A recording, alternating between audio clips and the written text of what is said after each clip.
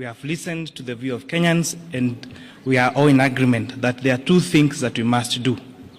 One of them is that we need to protect Kenyans from increased cost of living, and therefore the proposed 16% VAT on bread has been dropped. To support, again, on reducing the cost of living, we are doing something about vegetable oil so that we do not make it expensive for Kenyans. Transfer of mobile services is a key concern to many Kenyans, and therefore, again, we have proposed that we do not have any increase on taxation on mobile phone transfer. We have seen in the recent past the proposals that you've made on statutory deductions on SHIF and housing levy has added a loan on, especially on salaried Kenyans, and therefore we have proposed that those statutory deductions now be allowable to pay, so they will not pay an additional pay on those. We all agree that environment conservation is a key concern. The fact that you've had a drought and a few months of floods and our drainage clogs, we have agreed that we need to make a good decision about how to protect our environment. And that is what the wisdom on the introduction of eco-levy.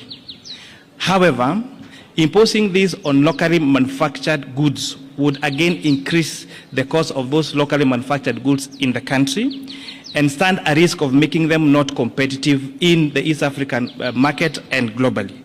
Therefore, this eco-levy will only be chargeable to imported finished products.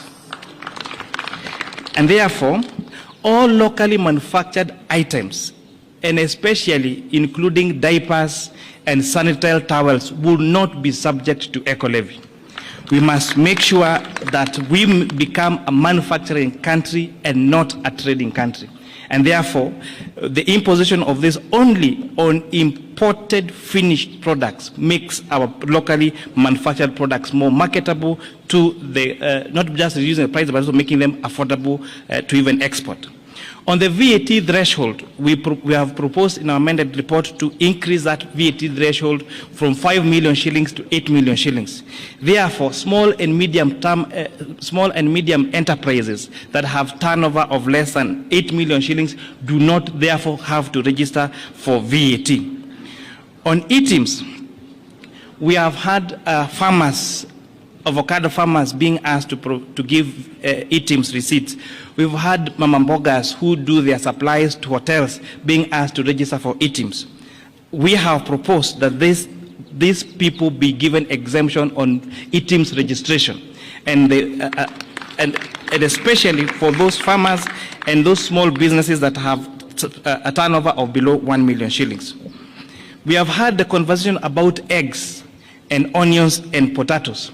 So what you've done to protect our poultry farmers, our potato farmers in Nyandarua and Molo, and protect our onion farmers, we have proposed excise duty only on imported table eggs, imported onions, and imported potatoes. This makes our onions, our eggs, and our potatoes more marketable to us and the region. To support the fight against illicit brews in the country, we have proposed a change in excise duty, to changing it from a volume to alcohol content. Therefore, those